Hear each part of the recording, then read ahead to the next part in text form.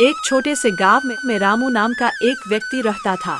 वह अपनी बात बात पर गुस्सा करने की आदत से बहुत परेशान था।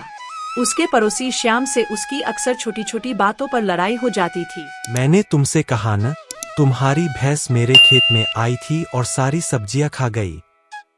झूठ मत बोलो, मेरी भैंस तो घर पर बंधी थी। तुम हमेशा मुझ पर ही इल्जाम क्यों लगाते हो? तुम मुझसे जलते हो। मैं जलता हूँ? हाँ, तुम ही हो जो हर बात पर लड़ने को तैयार रहता है। मैं तुम्हें नहीं छोड़ूंगा। रामू आगे बढ़ता है, लेकिन गांव के लोग उन्हें रोक लेते हैं। रामू हांफने लगता है। गुस्सा, यह मेरा पीछा क्यों नहीं छोड़ता? रामू अब थक चुका था। वह इस रोज रोज की बेचैनी से बाहर निकलना चाहता था। उसे किसी ने बताया कि गांव के बाहर एक तांत्रिक रहता है। रामू तांत्रिक की कुटिया के सामने बैठा है। तांत्रिक शांत दिख रहे हैं और मिट्टी के बर्तन में पानी भर रहे हैं। महाराज प्रणाम, मैं बहुत परेशान हूँ। मुझे हर छोटी बात पर गुस्सा आ जाता है। यह गुस्सा मेरी जिंदगी खराब कर रहा है। कृपया मुझे कोई उपाय बताइए।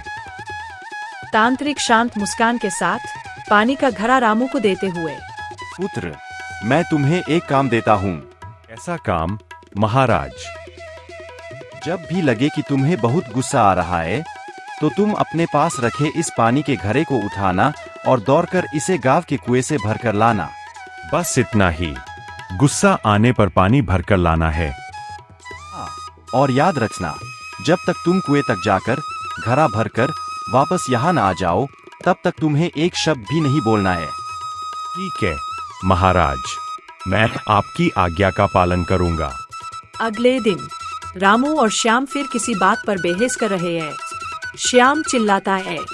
रामू को फिर गुस्सा आता है। तुम हमेशा अपनी मनमानी करते हो।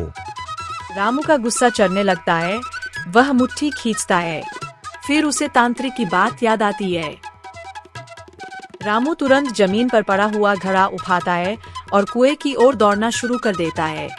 श्याम और बाकी लोग उसे देखते रह जाते हैं। रामू ने क्रोध में एक भी शब्द नहीं कहा। वह भागकर कुएं तक गया, वहां घड़े को पानी से भरा और वापस तांत्रिक की कुटिया की तरफ भागने लगा। रामू वापस दौड़कर आता है। वह थका हुआ है, लेकिन अब उसका गुस्सा शांत हो चुका है। हे भगवान, अब मुझे गुस्सा क्यों नहीं आ रहा? मैं इतना थक गया हूँ कि अब लड़ने की ताकत ही नहीं बची। बाद रामू तांत्रिक के पास आता है। वह पहले से शांत दिखाई देता है। महाराज, यह काम कर गया।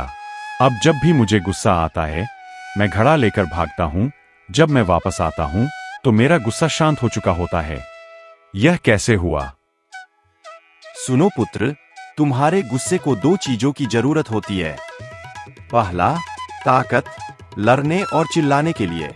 दूसरा, समय, सोचने और प्रतिक्रिया देने के लिए।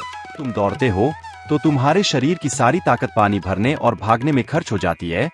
जब तुम एक शब्द नहीं बोलते, तो तुम्हारे गुस्से को फैलने का समय नहीं मिलता। वाह, मैंने अपनी बुरी आदत को एक अच्छे अभ्यास में बदल दिया। उस दिन से रामू ने गुस्सा आने पर भागना जारी रखा। धीरे धीरे उसने भागना बंद कर दिया, क्योंकि अब उसे गुस्सा आना ही कम हो गया था।